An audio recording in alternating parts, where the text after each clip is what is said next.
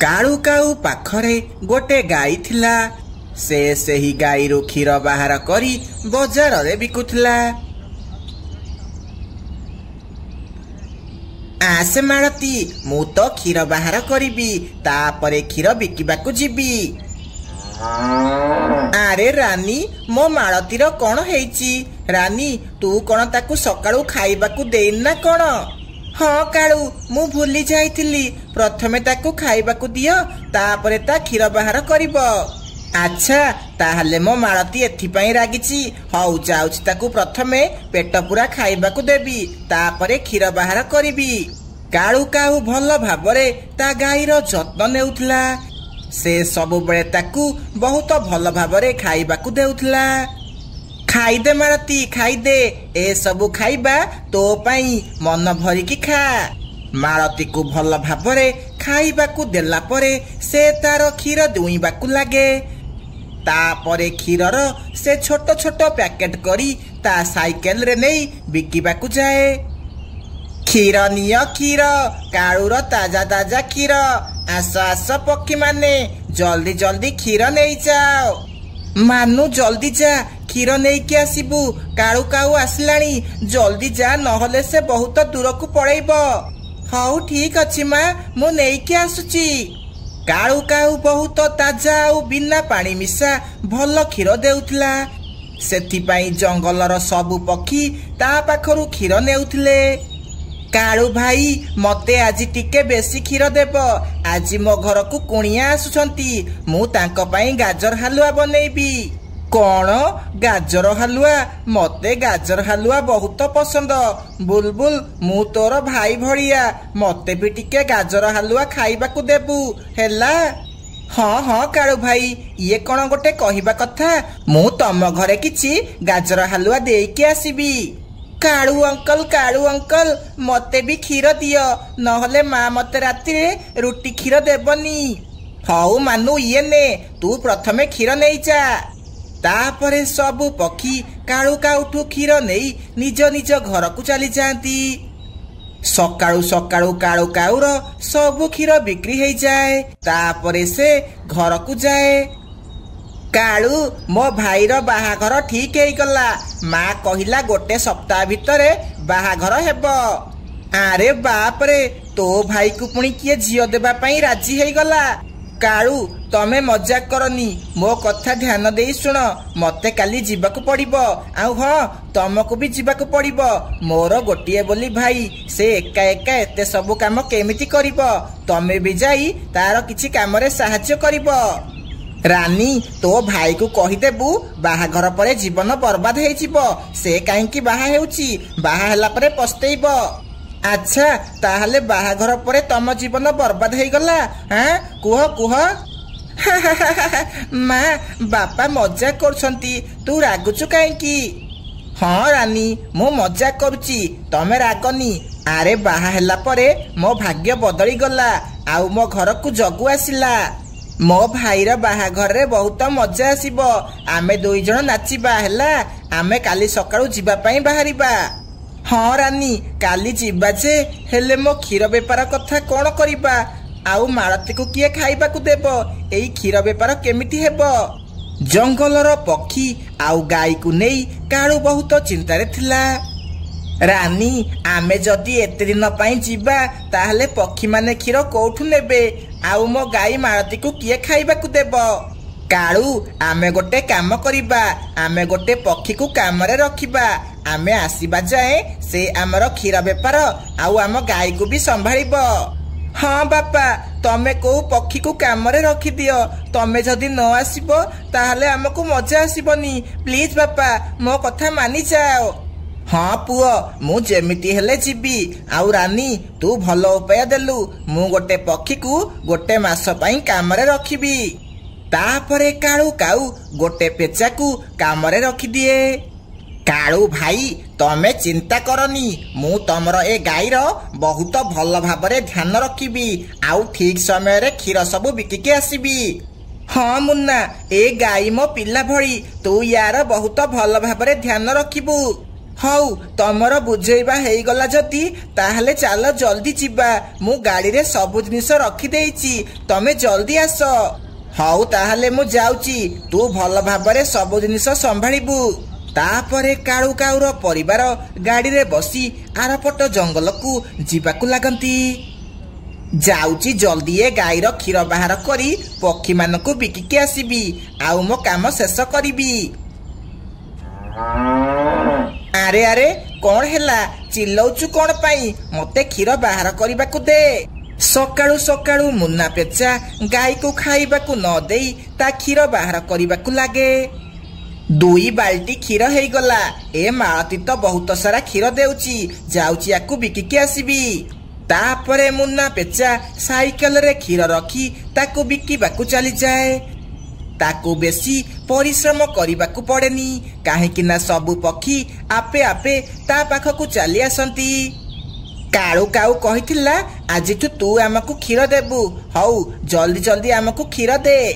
ଆମ ଜଙ୍ଗଲକୁ ତୁ ନୂଆ ଆସିଛୁ, ଭଲସେ କାମ କରିବୁ, ନହେଲେ କାଳୁ କାଉକୁ ତୋ ବିଷୟରେ କମ୍ପ୍ଲେନ କରିଦେବି। ତାପରେ ସବୁ ପକ୍ଷୀ କ୍ଷୀର ନେଇ ନିଜ ନିଜ ଘରକୁ ଚାଲିଯାଆନ୍ତି। ଆରେ ବା, ଏତେ ଜଲ୍ଦି କ୍ଷୀର ସବୁ ବିକ୍ରି ହେଇଗଲା। କାଳୁ କାଉକୁ ମାନିବାକୁ ପଡିବ, ତା କ୍ଷୀର ଏତେ ଫେମସ ଯେ ସମସ୍ତେ ଆସିକି କ୍ଷୀର ନେଉଛନ୍ତି।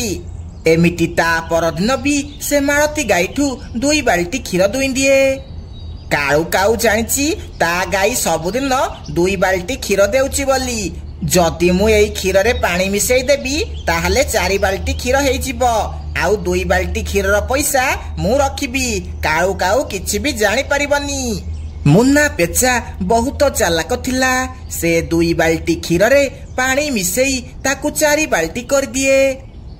ଏବେ ମୁଁ 2 ମାସ ପର୍ଯ୍ୟନ୍ତ ଏମିତି କ୍ଷୀର ବିକିବି, ଆଉ 2 ଗୁଣ ପଇସା କମେଇବି। ହା ହା ହା ହା ହା। ତାପରେ ମୁନା ପେଚା ପାଣି ମିଶା କ୍ଷୀର ନେଇ ବିକିବାକୁ ଯାଏ। ପକ୍ଷୀମାନେ ଜାଣିପାରନ୍ତି ନାହିଁ ଯେ ସେମାନେ ପାଣି ମିଶା କ୍ଷୀର ପିଉଛନ୍ତି ବୋଲି।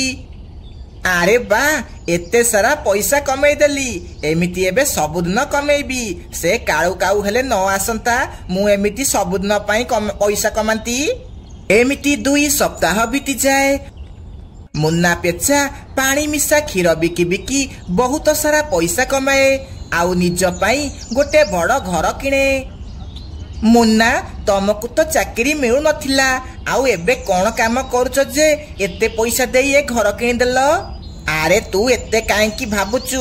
ମୁଁ ଯେମିତି ପଇସା ରୋଜଗାର କଲେ ଗଲା, ତୁ ଆମ୍ବ ଖା, ଟାକୁଆ କାହିଁକି ଗଣୁଛୁ? ଏମିତି ମୁନା ପେଚା ପାଣି ମିଶା କ୍ଷୀର ପକ୍ଷୀମାନଙ୍କୁ ବିକୁଥିଲା।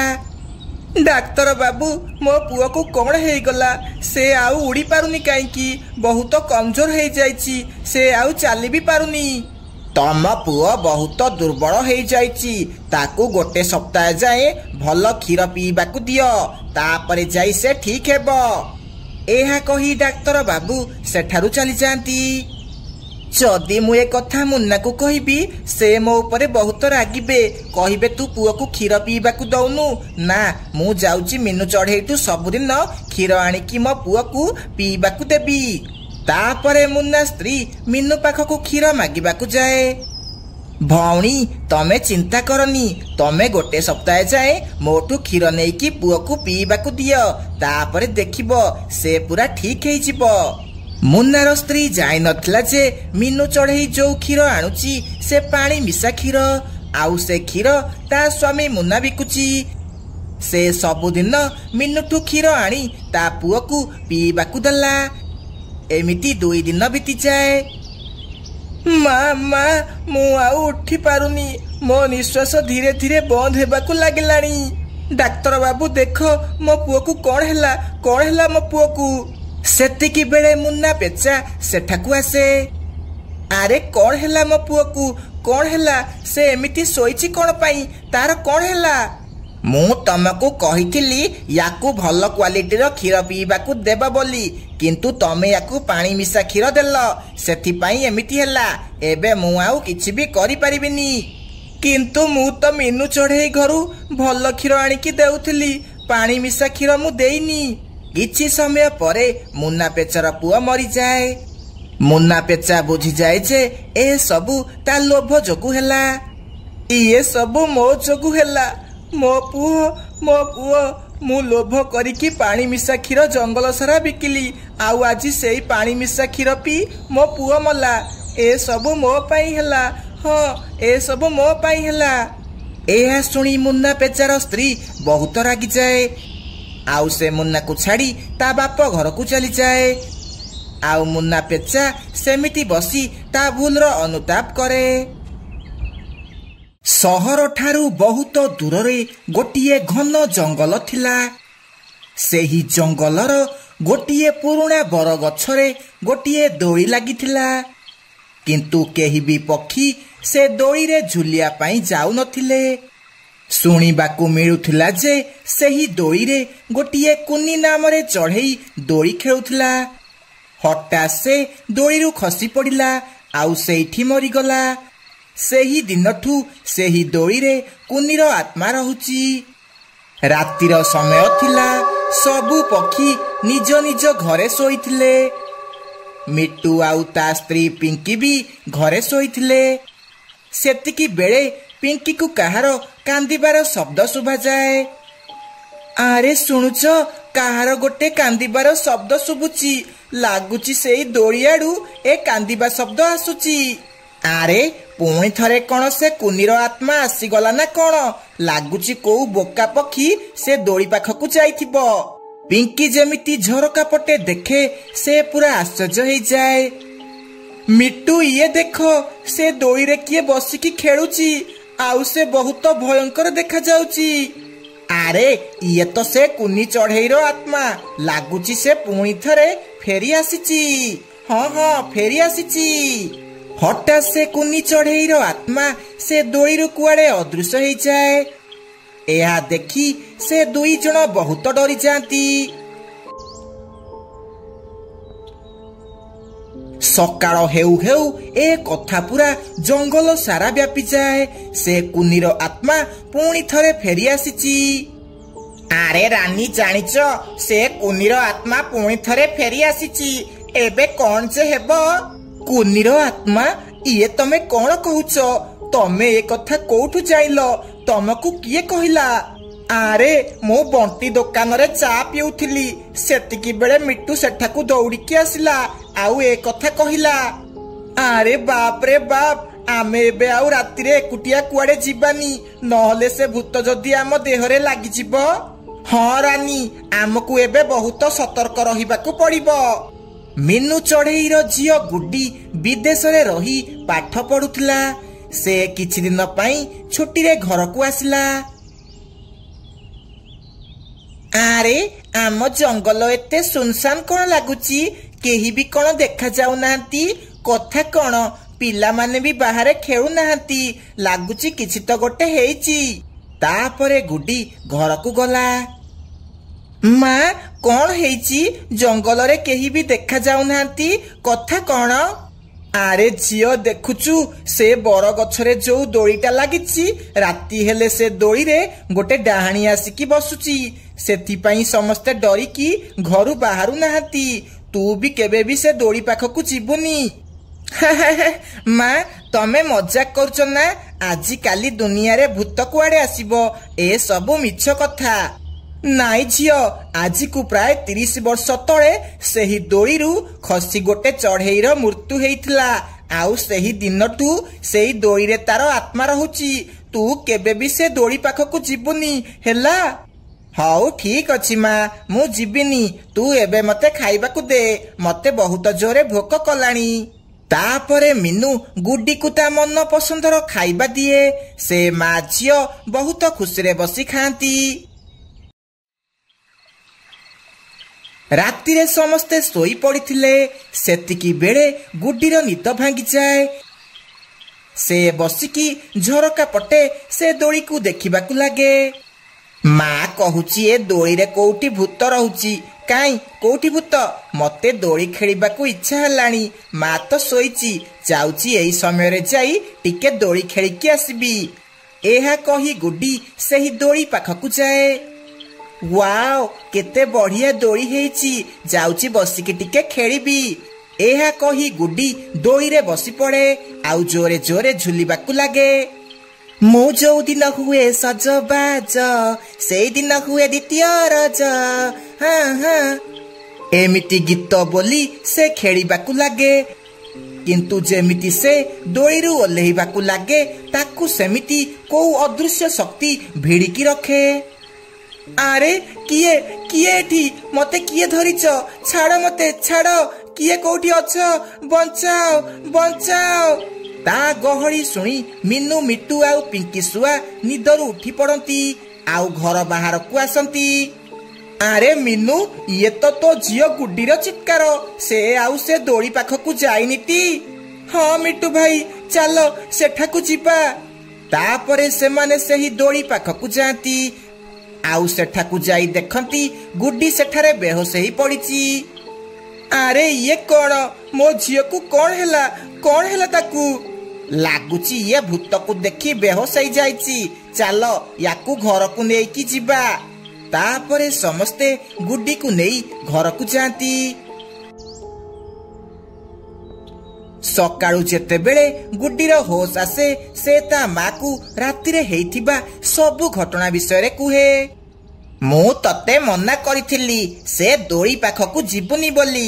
ତୁ କାହିଁକି ଗଲୁ? ତୁ ଗଲୁ ବୋଲି ଏତେ ସବୁ ହେଲା। ମତେ କ୍ଷମା କରିଦେ ମା, ମୁଁ ଏବେ ତୋର ସବୁ କଥା ମାନିବି। ସେଦିନ ରାତିରେ ଯେତେବେଳେ ରାନୀ ସେହି ବାଟ ଦେଇ ତା ଘରକୁ ଫେରୁଥିଲା ସେତିକି ବେଳେ କୁନି ଚଢ଼େଇର ଆତ୍ମା ରାନୀ ଦେହରେ ପଶିଯାଏ। ରାନୀ ଆଖି ପୁରା ନାଲି ହେଇଯାଏ ଆଉ ତା ଦେହ ବହୁତ ଭୟଙ୍କର ହେଇଯାଏ। ସେ ସିଧା ଦୋଳି ପାଖକୁ ଯାଏ ଆଉ ଦୋଳିରେ ବସି ଖେଳିବାକୁ ଲାଗେ। କେହି ମୋର ଏ ଦୋଳି ନେଇ ପାରିବେନି। ଏଇଟା ହେଉଛି ମୋ ଦୋଳି ଆଉ ମୋ ଦୋଳିରେ ଯିଏ ବସିବ ମୁଁ ତାକୁ ମାରିଦେବି। ସେତିକି ବେଳେ ଜଙ୍ଗଲର ସବୁ ପକ୍ଷୀ ଗୋଟିଏ ଜାଗାରେ ଏକାଠି ହୁଅନ୍ତି। ନା, ଏ କୁନିର ଆତ୍ମା ଆମକୁ ବହୁତ ହଇରାଣ କଲାଣି। ୟାର କିଛି କରିବାକୁ ପଡିବ। ଆମକୁ ସେ ଦୋଳିକୁ ନଷ୍ଟ କରିବାକୁ ପଡିବ। ତାପରେ ଆମକୁ ଯାଇ ଶାନ୍ତି ମିଳିବ। ତାପରେ ସମସ୍ତେ ଯାଇ ସେ ଦୋଳିକୁ କାଟି ଦିଅନ୍ତି। ତାପରେ କୁନିର ଆତ୍ମା ରାନୀ ଦେହରୁ ବାହାରକୁ ଆସେ।